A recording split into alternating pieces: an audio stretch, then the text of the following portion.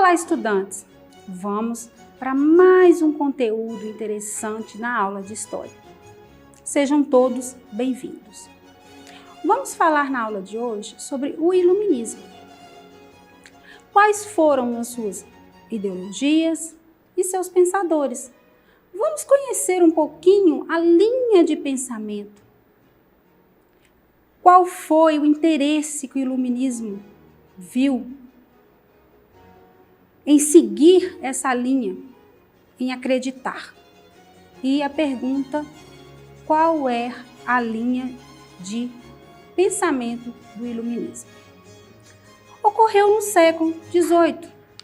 Um grupo de pensadores começou a se mobilizar em torno da defesa de ideias que pautavam a renovação de práticas e instituições vigentes em toda a Europa, levantando questões filosóficas que pensavam a condição e a felicidade do homem. O movimento iluminista atacou sistematicamente tudo aquilo que era considerado contrário à busca da felicidade, da justiça e da igualdade. Vamos perceber nesta imagem. O iluminismo, ele tinha como principal ideologia a razão.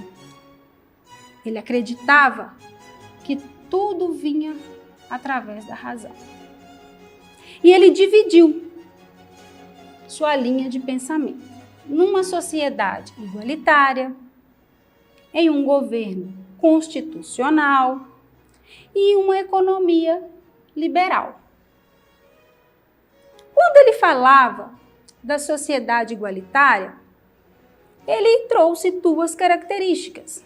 Uma, a igualdade de todos perante a lei. A outra, o ensino gratuito. Com o governo constitucional, também se formou duas características, que foi a divisão dos poderes e a soberania popular. Dentro da economia, já foram citadas três características. Uma delas, a liberdade econômica. A outra, a livre concorrência. E a última, a lei de oferta e procura. Então, nós vamos agora entender como o iluminismo aplicou e de que forma, quais foram os filósofos, pensadores que defenderam cada uma delas. Segundo a visão desses pensadores, a sociedade que não se organizava em torno da melhoria das condições de seus indivíduos, concebem uma realidade incapaz de justificar, por argumentos lógicos, a sua própria existência. O pensamento iluminista elege a razão, como podemos observar quando eu expus esse quadro, essa imagem para vocês. O grande instrumento de reflexão capaz de melhorar e empreender instituições mais justas e funcionais. A racionalização dos hábitos era um dos grandes ideais e ideias defendidas pelo iluminismo. Os pensadores iluministas, que se ocuparam de questões econômicas, deram origem a duas grandes correntes de pensamento. Uma delas foi a fisiocracia, que obteve grandes circulações nos fins do século XVIII. Outra teoria mais amplamente desenvolvida foi o liberalismo, que até hoje influencia fundamentos de pensamentos econômicos contemporâneos. Agora nós vamos entender um pouquinho separado, cada uma no seu momento, o que é fisiocracia e o que é a corrente de liberalismo. Podemos observar aqui que a fisiocracia, ela trouxe 5 características que nos leva a pensar qual que era o seu principal significado. Uma delas é contribuições, outra, a utilidade, os beneficiados, aqui os dogmas, a crença, o cenário histórico que ela se iniciou. Esse sentido mais abrangente da palavra é o governo da natureza. Era nesse sentido que os fisiocratas entendiam aquilo que hoje denominamos de economia, cujo objetivo era assinalar correspondências entre a natureza e a vida em sociedade. Dá para observar que nesta forma de representação está a sociedade representada através dos consumos e a natureza, nascendo dessa sociedade. Então, natureza versus sociedade. Agora vamos falar do liberalismo. Uma imagem interessante. Uma pessoa correndo com um grito de liberdade. E aqui abaixo, um livro que vamos descobrir o que possa ser representado através deste livro. O liberalismo é um conjunto de teorias políticas que sustentaram uma luta estrutural política contra o antigo regime, ou seja, contra a monarquia absolutista. Como teoria econômica, o liberalismo surgiu no século XVIII para conferir uma estrutura conceitual ao novo movimento econômico que surgiu com a alta industrialização. Lembramos que nós já falamos dessa alta industrialização na aula passada, através das revoluções industriais. A doutrina baseada na defesa da liberdade individual nos campos econômico, político, religioso e intelectual. Então, essas correntes foram marcadas e vivenciadas. E agora nós vamos entender um pouco de cada pensamento dos filósofos iluministas. Vamos conhecer os principais filósofos deste período. Nós vamos começar por Montesquieu. Realizou uma crítica sistemática ao autoritarismo político e aos costumes de diversas instituições europeias, deixando claro que a sua defesa era a separação dos poderes, que estava dentro do governo constitucional. Vamos conhecer também Jacques Rousseau. Foi outro pensador que, para a época, tinha algumas opiniões de caráter mais radical. Contrário a uma visão luxuosa, ele afirmou que a propriedade privada originava da desigualdade entre homens e afirmava que o poder pertence ao povo. Então, ele deixou essa afirmativa nesta frase: geralmente aqueles que sabem pouco falam muito, e aqueles que sabem muito falam pouco. É uma frase que deixa uma pulguinha atrás da orelha. Por quê? O saber pouco me leva a falar mais. E o saber mais me leva a falar pouco. Eu vou deixar essa pulguinha para vocês desvendarem. No final, nós vamos ver se conseguimos. Outro filósofo do período iluminista foi Voltaire. Atacando ferozmente a igreja e o clero, ele acreditava que Deus não seria conhecido pelos dogmas religiosos, pelas crenças religiosas. E somente os homens, dotados de toda razão e liberdade, seriam capazes de conhecer as vontades e desígnios divinos.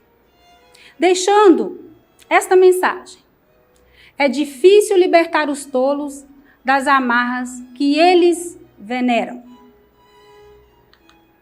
Não menos importante, vamos ver agora, Diderot.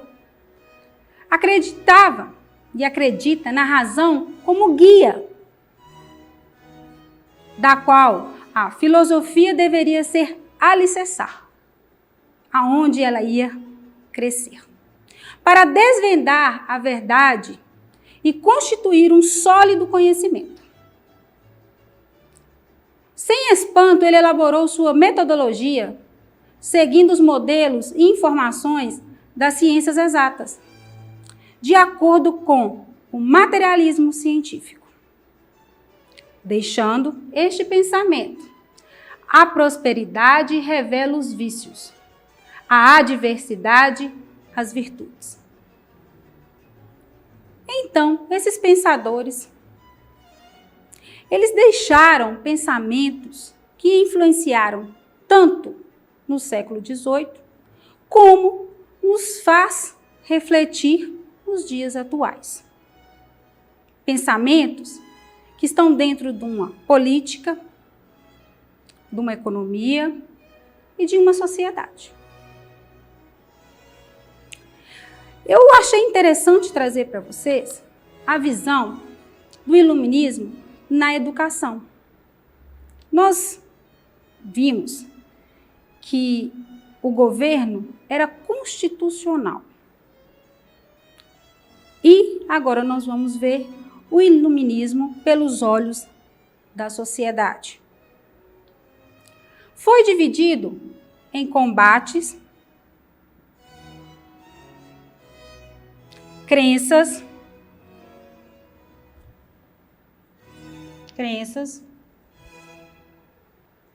e educação, tendo como princípio o iluminismo, a razão, a igualdade e a liberdade. Ocorreu na Europa, no século XVIII. Ele combatia a mentalidade feudal. As crenças eram o progresso, a razão e a ciência, e que o homem pode melhorar o mundo. Dentro da educação, era uma educação científica para servir ao mercado de industrialização. Ela teria que ser gratuita, obrigatória e para acesso a todos.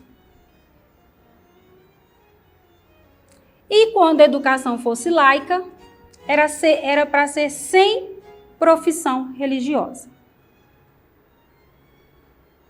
É interessante, eu queria mostrar este quadro, apresentá-lo a vocês, porque muito desses termos e orientações e direitos que foram citados no século XVIII, nós hoje vivenciamos.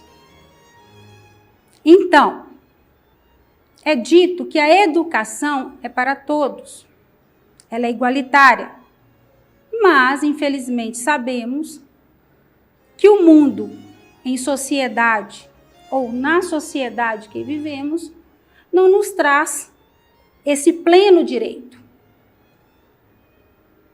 Então, aí, eu queria deixar esse questionamento, essa informação, que mesmo no século XVIII, eles já estavam, no período iluminista, visando os direitos da população.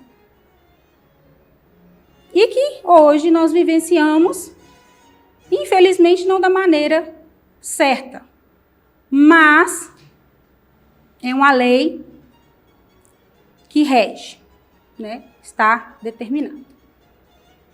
Outra pergunta que podemos fazer é como viveu, esteve presente no Brasil o iluminismo.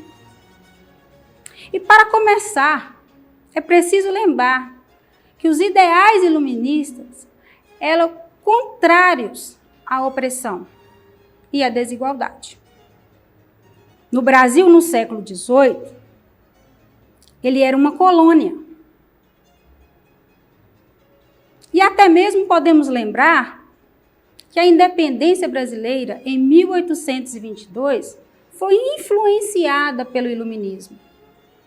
O pensamento iluminista, de caráter burguês e liberal, ecoou muito depois do século das luzes. E a estrutura social como reconhecimento, e teve uma estrutura social de reconhecimento de direitos. A Constituição e a separação de poderes, claro, destituindo assim a monarquia. Portanto, podemos concluir que o iluminismo foi um dos movimentos intelectuais mais influentes da história da humanidade. Sua presença na construção do mundo moderno torna-se evidente a partir de uma análise sobre os conceitos centrais dessa corrente. E provocaram uma verdadeira revolução intelectual na história e no pensamento moderno, servindo de base até hoje, nos dias atuais.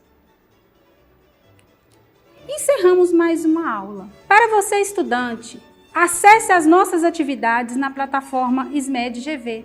Aponte a câmera do seu celular na imagem que aparece no canto da tela e se inscreva em nosso canal do YouTube. Acesse as nossas redes sociais SMED-GV.